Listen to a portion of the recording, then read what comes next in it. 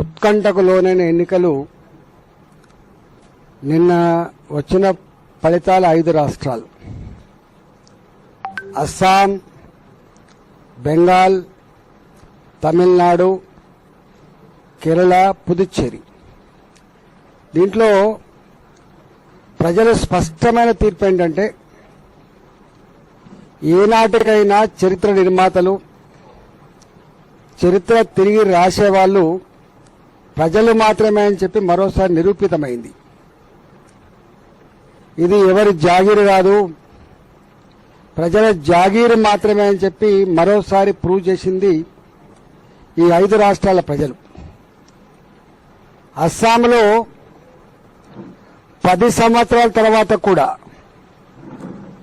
మళ్లీ మూడోసారి ఆ రాష్ట్ర ముఖ్యమంత్రి హిమంత బిశ్వ శర్మకి భారతీయ జనతా పార్టీకి పట్టం కట్టిందంటే భారతీయ జనతా పార్టీ పట్ల, ప్రభుత్వం పట్ల ఎంత గొప్ప భావన ఉందో దాన్ని బట్టి మనకు అర్థం కావాలి. మళ్ళీ అదే పక్క బెంగాల్కి వచ్చినప్పటికీ బెంగాల్లో అరాచకం, దుర్మార్గాలు, మహిళల మీద అత్యాచారాలు, ఇతర పార్టీల నాయకుల మీద దౌర్జన్యాలు, ప్రోటోకాల్స్ అన్ని కూడా తుంగలో తొక్కి నా జాగీర్ అనే పద్ధతిలో అహంకారపూరితంగా పాలించినటువంటి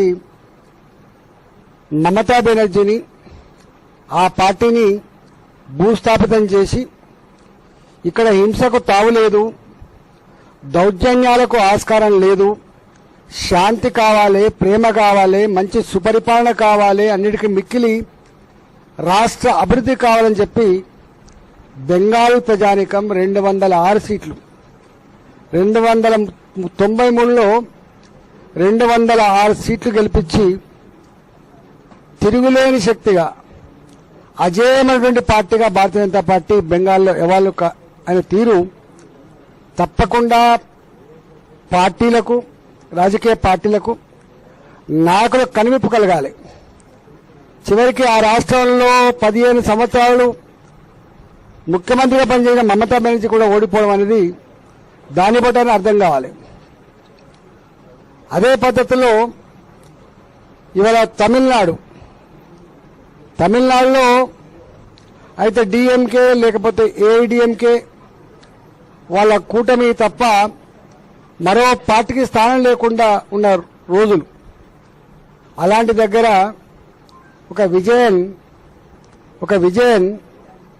ఒంటరిగా బయటకు వస్తే వాళ్ళకు బూత్ కమిటీలు లేవు, సర్పంచులు లేరు, ఎంపీటీసీలు లేరు, వాళ్ళకు పార్టీ నెట్వర్క్ స్ట్రక్చర్ లేదు, డబ్బులు లేవు.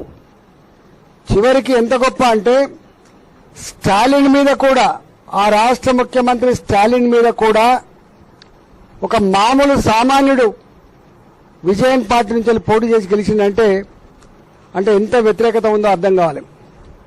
కుటుంబ పార్టీలు, రాజకీయాలు, కుటుంబ పరంగా దోపిడీ, అసలు అహంకారం ఇక మాకు ఎదురు లేదనేటువంటి తమిళనాడులో అంతకుముందు జయలలిత కూడా కట్నే చేసిండ్రు, ఆమెను బొందబెట్టి ఇవాళ డిఎంకే తెచ్చిండ్రు, ఇవాళ వీళ్ళది కూడా కట్నే ఉంటే ఇవాళ మామూలు విజయాన్ని గెలిపించిండ్రు. తమిళనాడు ఎన్నికలు దేశ రాజకీయ పార్టీలకు కనువిప్పు కలగాలని చెప్పి కోరుతున్నారు.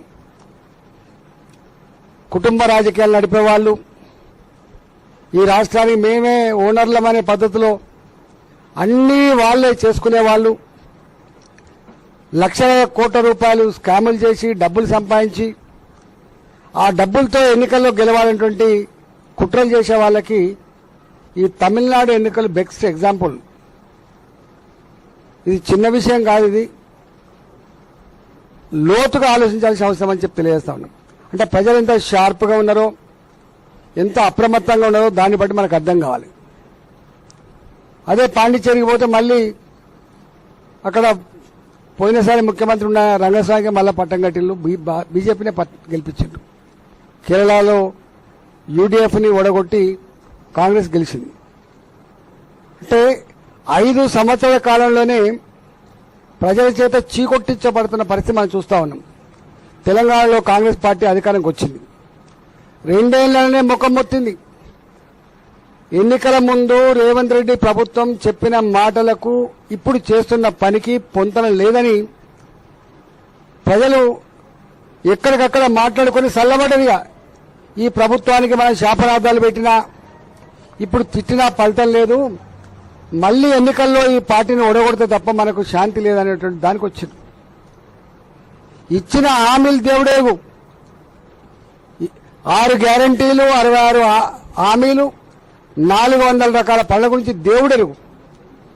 జరుగుతున్న స్కీములకు కూడా డబ్బులు ఇవ్వకుండా, రిటైర్మెంట్ ఉద్యోగులకు వాళ్ళకు వచ్చే బెనిఫిట్స్ ఇవ్వకుండా, చదువుకునే పిల్లలకు ఇంజనీరింగ్ కాలేజ్ కానీ, ఎంసీఏ కానీ, ఎంబీఏ కానీ, చివరికి ఇంటర్మీడియట్ డిగ్రీ కాలేజ్ చదువుకునే పిల్లలకు కూడా ఫీ రియంబర్స్మెంట్ లేకపోతే సర్టిఫికెట్ దొరకక పై చదువులకు పోని పరిస్థితి దాపరించింది. కోర్టు అంటుంది నువ్వు పే చేస్తావా, వాళ్ళనే కలెక్ట్ చేసుకోమంటావా అని చెప్పి అడిగే పరిస్థితి వచ్చిందంటే ఈ ప్రభుత్వం ఎంత అసలు మరి ఎట్లా ప్రభుత్వాన్ని నడుపుతున్నారో, ఎట్లా నిలబడుతుందో, వాళ్ళకి ఎట్లా అనిపిస్తుందో వాళ్ళకే అర్థం కావాలి. చివరికి ఉద్యోగులు కూడా, రిటైర్డ్ ఉద్యోగులు కూడా పోయి కోర్టుల మెట్లు ఎక్కితే 4 రోజుల లోపల ఇవ్వకపోతే మిమ్మల్ని నిలబెట్టాల్సి వస్తుంది, 2 నెలల లోపు ఇవ్వకపోతే నిలబెట్టాల్సి వస్తుందని చెప్పి అల్టిమేటం ఇస్తుందంటే ఈ ప్రభుత్వం ఎంత నిష్క్రియాపరత ఉందో అర్థం కావాలి. గ్రామీణ ప్రాంతాల్లో, పట్టణ ప్రాంతాల్లో చిన్న చిన్న బిల్లులు 5 లక్షలు, 3 లక్షలు, 10 లక్షలు చేసుకునే వాళ్లకు బిల్లులు రాక గతంలో ఆత్మహత్య చేసుకున్నారు, మళ్లీ వాళ్ళు ఆత్మహత్య చేసుకునే పరిస్థితి వచ్చింది. గ్రామీణ ప్రాంతాలలో ప్రభుత్వ పరంగా టెండర్ వేయాలన్నా, ప్రభుత్వ పరంగా పనులు చేయాలన్నా కూడా ముందుకు రాని పరిస్థితి దాపరించింది. ఇది ఇక్కడ పరిస్థితి.